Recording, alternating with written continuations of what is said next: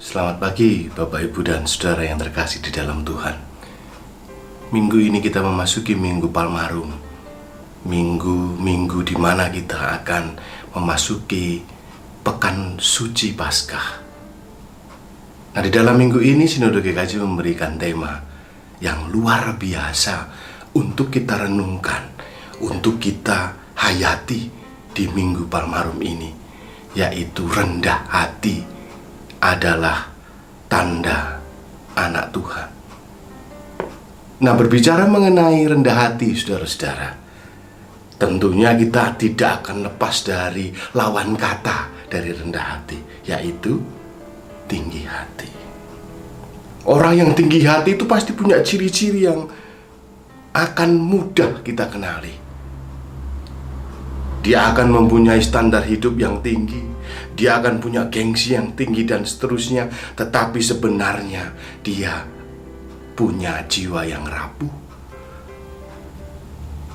Bapak, Ibu, dan Saudara yang terkasih, di dalam tema permenungan kita ini, dalam bacaan kitab suci yang tentu saja Bapak Ibu sudah baca di rumah masing-masing bersama dengan keluarga masing-masing, kita akan melihat bagaimana teladan kerendah hatian Tuhan Yesus Kristus yang sedang memasuki Yerusalem. Kerendah hatian Yesus yang patut untuk kita pergumulkan dan kita renungkan sebagai contoh kehidupan nyata di zaman ini. Lalu rendah hati yang seperti apa yang perlu kita pergumulkan? Saudara-saudara, kisah Minggu Palmarum ini dimulai dengan teks yang sangat baik oleh penginjil Matius, ada di ayat 2 dan 3. Pergilah ke kampung yang di depanmu itu, dan di situ kamu akan segera menemukan seekor keledai betina tertambat dan anaknya ada di dekatnya. Lepaskanlah keledai itu dan bawalah keduanya kepadaku. Dan jikalau ada orang menegur kamu, katakanlah, Tuhan memerlukannya, ia akan segera mengembalikannya. Dan penulis Injil juga mencatat, maka pergilah murid-murid itu dan berbuat seperti yang ditugaskan Yesus kepada mereka. Menjadi menarik karena para murid ini, saudara-saudara, tidak membantah perintah gurunya. Mereka melakukan sesuai dengan apa yang ditugaskan Yesus. Mereka tahu persis hubungan antara murid dan guru. Ketika guru memberikan perintah, mereka pasti akan menuruti dan menaatinya. Jadi contoh yang pertama yang perlu kita pergumulkan, rendah hati itu tandanya adalah ketaatan. Taat untuk mendengarkan suara Tuhan, taat untuk melakukan semua firman Tuhan. Bahkan setiap tugas-tugas yang berisiko pun dilakukan sesuai dengan perintah Tuhan. Bagaimana tidak? Keledai yang tertambat itu punya orang. Kalau mereka mengambilnya dengan paksa, itu disebut dengan pencurian. Dan hal ini menjadi menarik ketika penginjil Lukas padanan dari Matius 21 menuliskan si pemilik ini bertanya, kenapa engkau melepaskan keledaiku? Tetapi murid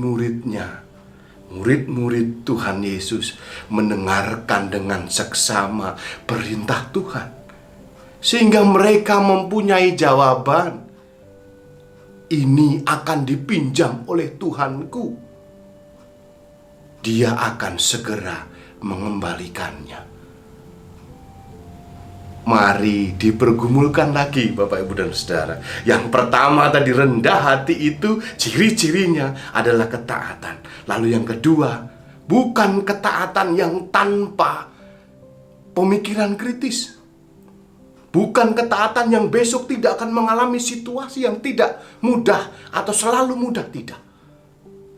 Tetapi dalam bacaan kita ada dialog di antara mereka, sehingga mereka percaya bahwa yang dikatakan Yesus itu baik untuk mereka, yang diminta oleh Tuhan itu baik untuk mereka. Sehingga saat ada dialog antara pemilik keledai dengan para murid itu, terjadilah kepercayaan.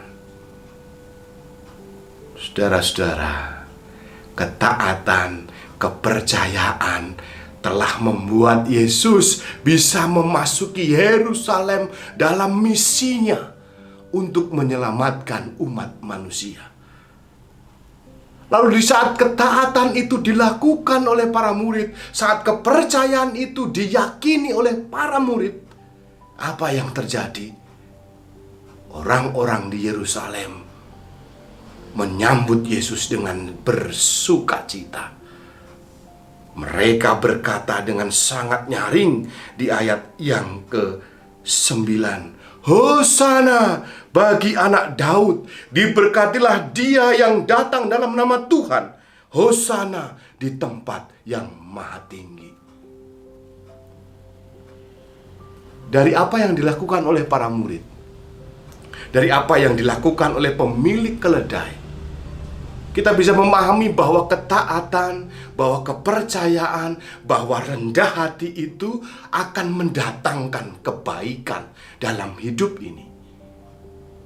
Kepercayaan dan ketaatan yang saat ini sungguh-sungguh dibutuhkan bangsa dan negara kita. Ketaatan dan kepercayaan terhadap para pemimpin bangsa, terhadap para medis yang sedang berjuang menghadapi virus corona. Dari situ kita akan belajar bagaimana virus ini mengajarkan kepada kita kerendahan, bahwa kita adalah manusia lemah yang tidak mempunyai apa-apa di mata Tuhan. Bapak, Ibu, dan Saudara, menyitir Kiai Haji Mustafa Bisri yang mengatakan bahwa manusia ini hanya setitik di dunia ini. Orang duwe doyo, orang duwe koyo, orang duwe opo-opo. Manusia tidak ada istimewanya di dunia ini kalau tanpa pertolongan Tuhan. Dan kedatangan Yesus memasuki Yerusalem adalah melengkapi misinya untuk menyelamatkan dunia. Bahkan dia datang dengan sangat rendah hati, menaiki keledai, bahkan meminjam orang. Tetapi dia disambut bak raja yang maha tinggi. Untuk itu saudara-saudara, rendah hati mengakui di situasi global saat ini kita hanya manusia lemah. Tidak bisa melawan virus COVID-19 ini sendirian tanpa bekerja sama. Lalu yang kedua, ketaatan. Ketaatan di situasi global ini untuk apa? Untuk menjaga physical distancing, social distancing, menjaga diri sendiri dan keluarga. Menjaga pola hidup bersih, pola hidup sehat. Untuk apa? Agar kita terbebas sekaligus berusaha memutus rantai penyebaran virus COVID-19 ini. Lalu yang ketiga, Bapak, Ibu, dan Saudara, percaya. Percaya terhadap Tuhan, percaya terhadap pemerintah, percaya terhadap para medis. Untuk apa? Untuk kita bisa ikut bersama-sama menanggulangi penyebaran virus COVID-19 ini.